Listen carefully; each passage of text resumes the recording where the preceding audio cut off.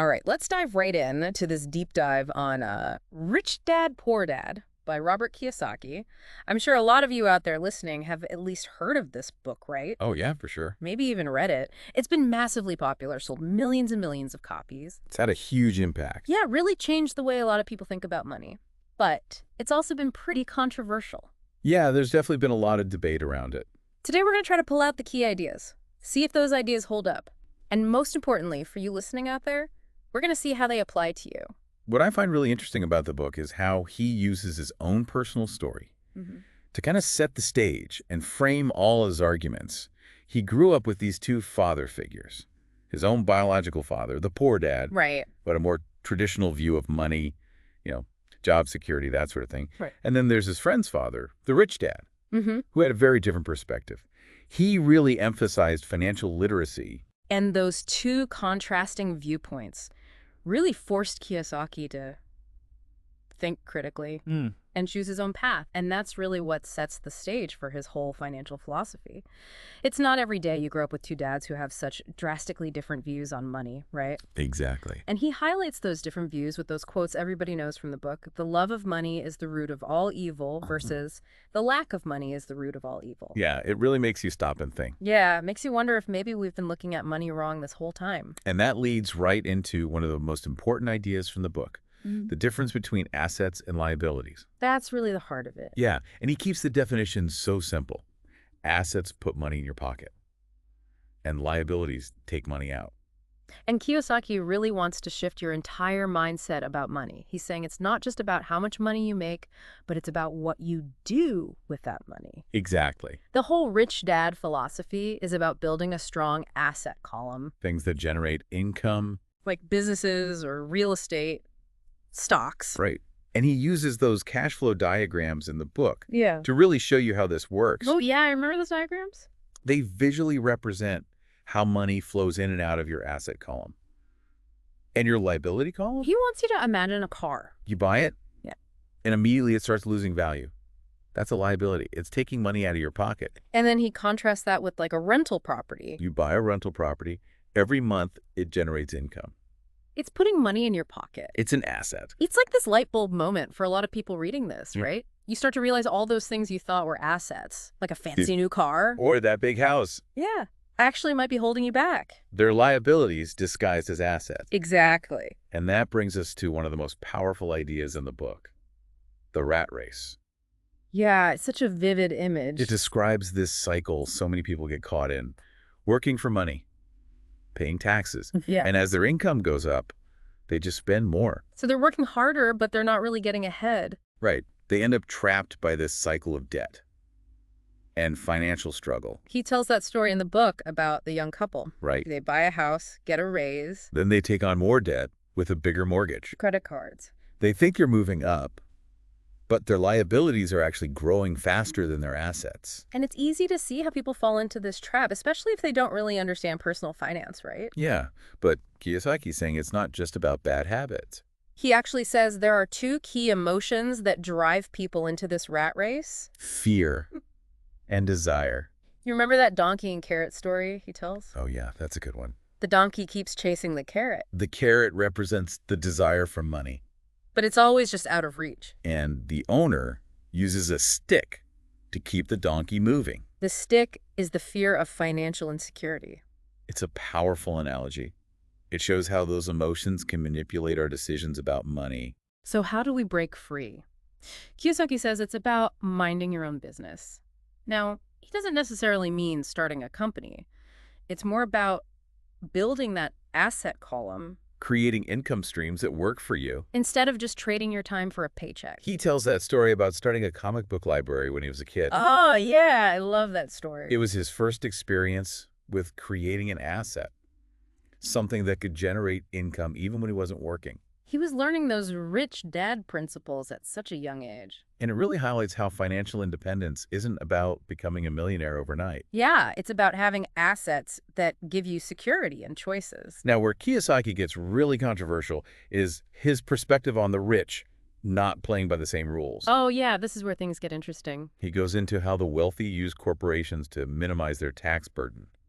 And he argues that the middle class often ends up paying a larger share. Because of a Robin Hood mentality. He actually calls Robin Hood a crook. It's definitely a bold statement, and we're not endorsing or criticizing those views here. We're just unpacking his ideas to see what we can learn from them. What I find fascinating is his whole explanation of the history of taxes. He argues that corporations were created to provide legal advantages, and the wealthy understand how to use those advantages to their benefit. So he's saying there are these built-in advantages in the system, and the people who understand them have a leg up. Right, and that leads him to really emphasize financial education. Yeah, he's a big believer in that. He feels traditional schools just don't adequately prepare people for the real world of money. For how to handle money. And he actually suggests considering a second job, not necessarily for the income, but for the skills you could acquire. Think of it as an investment in your financial future. He tells the story of how he quit a secure job with Standard Oil to join the Marine Corps. Wow, that's dedication to self-improvement. He didn't even want to be a soldier. He wanted to develop leadership skills. He saw that as a valuable investment. It's a powerful example of prioritizing long-term goals over short-term comfort. It really shows how financial education doesn't always come from traditional sources. Absolutely. Sometimes you have to seek out unconventional learning experiences, experiences that push you outside of your comfort zone. He really encourages readers to be proactive when it comes to their financial education. Don't wait for someone to teach you. Go out and seek out the information you need. Yeah, through books, courses, mentors, even just real-world experiences. Now, before we move on to the next section, I'm curious to hear from you listening out there. What's resonated with you so far from these initial concepts? What are you thinking? Yeah, it's amazing how much of our financial success is really tied to our mindset. Right, Care. But okay, let's talk about those 5 roadblocks to financial success that Kiyosaki lays out in the book. I'm guessing every single one of us has encountered at least one of these? Oh, yeah, absolutely. Maybe even all 5 at some point. He does such a great job of using these relatable stories to really illustrate each one. It makes them so much easier to recognize in our own lives. Right. So let's start with fear. Kiyosaki considers this to be the biggest obstacle of all. His biggest roadblock. He tells this story about a friend who was about to buy this rental property. Seemed like a really promising investment. Okay. But then his neighbor, who wasn't even an investor, right, gave him all these negative opinions about it. And that was enough to scare him off. That's all it took. Wow. The friend ended up letting fear override all his own research, and he missed out on a potentially lucrative opportunity. It just shows how easily fear can paralyze us. Yeah. Especially when it's fueled by those uninformed opinions. Exactly. Like that saying, right? Fear stands for false evidence appearing real. It's so true. We have to learn to separate our intuition from those imagined worst-case scenarios. Absolutely. Okay, so that's fear. What about cynicism? I feel like that one can be really sneaky. Yeah, cynicism can definitely be a subtle roadblock. Yeah. Kiyosaki describes cynics as those people who constantly criticize new ideas, especially financial ideas. Right. They're always saying, that'll never work, or it's too good to be true. Without even really exploring the possibilities. Exactly. They're so focused on the downsides that they miss the bigger picture. It's like they've got financial blinders on. They only see the negatives. Kiyosaki believes that cynicism usually stems from a lack of financial education. Interesting. They just haven't taken the time to learn how money really works. Yeah. So they're quick to dismiss anything that challenges their limited beliefs. So how do we overcome that kind of thinking? Knowledge. The antidote is knowledge. And an open mind. The more you learn about finance, the more empowered you become to see past the cynicism and spot genuine opportunities. Okay, so cynicism out, knowledge in. Got it. What's the next roadblock? Laziness. But again, he's not talking about physical laziness. It's more about this mental laziness, the unwillingness to really learn and grow financially. The unwillingness to put in the work. Yeah, it's those people who say they're too busy to create a budget. Or too busy to learn about investing. They might be working really hard at their jobs. But they're not working smart when it comes to their money. Right. It's like they're on financial autopilot.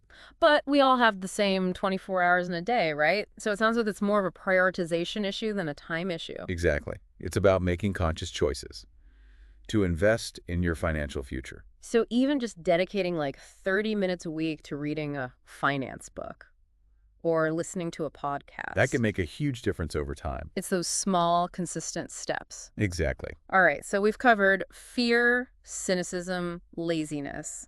Let's talk about bad habits. What are some of the examples that Kiyosaki gives in the book? One of the most common bad habits he sees is people paying everyone else first. Okay. You pay the government, the landlord, the credit card companies. And then there's nothing left for you. Exactly. It's the opposite of pay yourself first. Which is one of those fundamental rich dad principles. So instead of prioritizing our own financial well-being, we end up at the bottom of the list. It's like running a business, but forgetting to pay the most important employee, yourself. So we have to shift our thinking. Remember that building that asset column is about consistent effort. And that often means setting aside a portion of your income for investing. Right. Pay yourself first.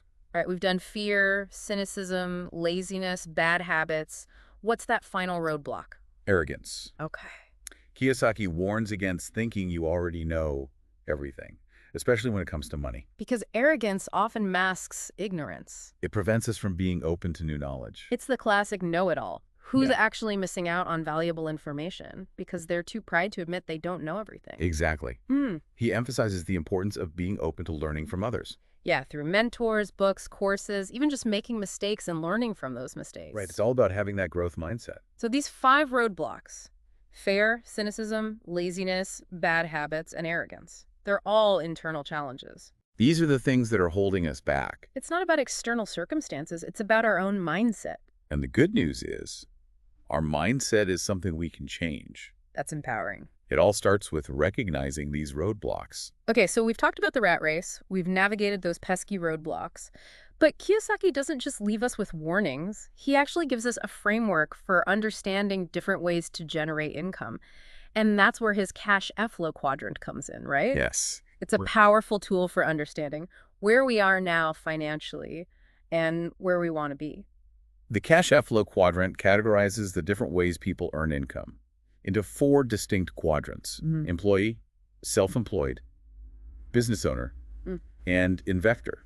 So let's break down each of those quadrants. Starting with the employee quadrant, what are the key characteristics of someone in that quadrant? So employees are those who trade their time for money. Yeah. They're working for someone else. Okay. They typically value security and that steady paycheck. Right. There's nothing wrong with being an employee. Yeah, of course not. But it's important to recognize that your income potential is limited by how much time you can actually trade. Makes sense.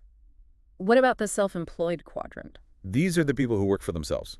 Doctors, lawyers, consultants, freelancers. They have more control over their time and income than employees do. Okay. But they're still trading time for money. If they stop working, the income stops. So it's a step towards more independence, but you're still tied to that time for money equation. Exactly. What about the business owner quadrant? What makes that one different? Business owners create systems. They can generate income even when they're not actively working. Okay. Think of like someone who owns a successful restaurant. Or a franchise. Or an online business. They've built something that can run without their constant involvement. They've leveraged other people's time and efforts. Exactly. That sounds like the ultimate goal for a lot of entrepreneurs. Building a business that works for you. Yeah, for sure. Okay, and finally, the investor quadrant. Investors make their money work for them. They don't trade time for money. They use their capital to acquire assets. Assets that generate income. Stocks, real estate, businesses. Their focus is on building passive income streams that grow their wealth over time. So it's not just about having money, it's about putting that money to work effectively. Exactly. And Kiyosaki emphasizes that each of these quadrants has its own advantages and disadvantages. He's not saying one is better than another. It's about finding the quadrant that aligns with your own personal goals and values. He even points out that you can actually be in multiple quadrants at the same time. Oh, that's interesting. You might have a job as an employee, Okay. a side hustle as a self-employed person. And investments in the investor quadrant. Exactly. It's about diversifying your approach to generating income. Right. So understanding this cash flow quadrant, it helps us identify where we are now and strategize how we can move towards those quadrants that will support our desired lifestyle and financial goals. It ties back to minding your own business and building that asset column. It's about creating income streams that work for you, instead of just relying on trading your time for money. Exactly. Kiyosaki also acknowledges that achieving financial freedom and escaping the rat race, it's not a solo journey. He talks about the importance of finding mentors. And building a network of people who support your vision. People you can learn from. He emphasizes the value of learning from people who who have already achieved what you want to achieve. He even suggests going straight to the source. Like when he wanted to learn about investing in tax lien certificates, he found the employee at the county tax office who handled those transactions. Took her to lunch. And picked her brain. Talk about being resourceful. It shows how important it is to be proactive when it comes to learning. And to seek out knowledge from people who have that real-world experience. And it's a reminder that we can find mentors in unexpected places. It's not always about seeking out these high-profile gurus. It's about connecting with people who have expertise in the areas that we're interested in. Absolutely. And Kiyosaki really stresses the importance of taking action. Yeah, he says that knowledge without action is meaningless. You can't just read books and attend seminars. You have to actually put those principles into practice. He's a big proponent of learning by doing. He encourages readers to start small, gain experience, and then gradually scale up their efforts. He compares investing to learning how to play tennis. You're going to make mistakes, but you learn from those mistakes, and you get better over time. Yeah, it's a process, right? It's not something that happens overnight. It reminds me of that quote, get-rich-quick schemes are for the people who are going to get rich quick. I see. The people who are selling those schemes. Building wealth takes time, patience, a willingness to learn and adapt along the way. You have to be willing to make mistakes. But Kiyosaki also challenges conventional thinking about risk. How so? He says that playing it too safe can actually be just as detrimental as taking reckless risks. So he's not saying go out and gamble all your money away, but he's saying don't be afraid to take calculated risks. Exactly. It's about informed risk-taking. You don't just throw money at any opportunity that sounds promising. You carefully evaluate those opportunities. You understand the potential downsides. He emphasizes due diligence. Research your investments. Understand the market. Seek out expert advice when you need it. He also talks about the importance of having a strong financial foundation. Which starts with being financially literate. That means understanding basic concepts like budgeting, saving, investing, managing debt. He believes that financial education is essential for navigating the complexities of today's financial world. And he doesn't just talk about it, he lives it. Remember how he quit that secure job with Standard Oil to join the Marines? Yeah, to gain leadership skills. He saw that as a valuable investment. He was willing to take a temporary step back in his income to acquire the knowledge and experience he needed for the long term. That's a powerful example of prioritizing long-term goals over short-term comfort. It also shows that financial education doesn't always have to come from those traditional sources. Sometimes you have to go out and seek those unconventional learning experiences. The experiences that push you outside of your comfort zone. He encourages readers to be proactive about their financial education. Don't wait for someone to teach you. Right. Go out and find the information yourself. Whether it's through books or courses or mentors, or even real-world experiences. So, Rich Dad, Poor Dad, it's more than just a financial guide. It's really a call to action. Take control of your financial future. Challenge your assumptions about money. Create a life of abundance on your own terms. It's about understanding the rules of the game, the conventional ones, and the ones that they don't teach you in school. It's about recognizing those mental roadblocks. The ones that are holding us back. And developing the mindset and habits that support financial success. It's about shifting from a scarcity mentality To an abundance mentality. believing that there are enough opportunities out there for everyone to achieve their dreams. And it's about using your financial resources wisely, not just to accumulate wealth, But to make a positive impact. leave a lasting legacy. This book has sparked so many conversations about money, wealth, financial freedom, It's challenged traditional views. and inspired so many people to take a more active role in their finances. And while some of Kiyosaki's ideas might be a little controversial, I think we can all agree. His core message is really powerful. Financial literacy is essential, Wealth is created through assets. and anyone can achieve financial freedom with the right mindset and strategies. So as we wrap up this deep dive into Rich Dad, Poor Dad, what are your final thoughts? Well, the book gives us a framework, a blueprint, A starting point. but the real work begins when you take these principles and you apply them to your own life. You have to make it your own. You have to find what works for you. So that's the question I'll leave you with today. What will your unique path to financial freedom look like? That's something for all of you listening out there to ponder. And if you're ready to really dive deep into these ideas, maybe pick up a copy of Rich Dad, Poor Dad. See what you think. That's all for today. Thanks for listening.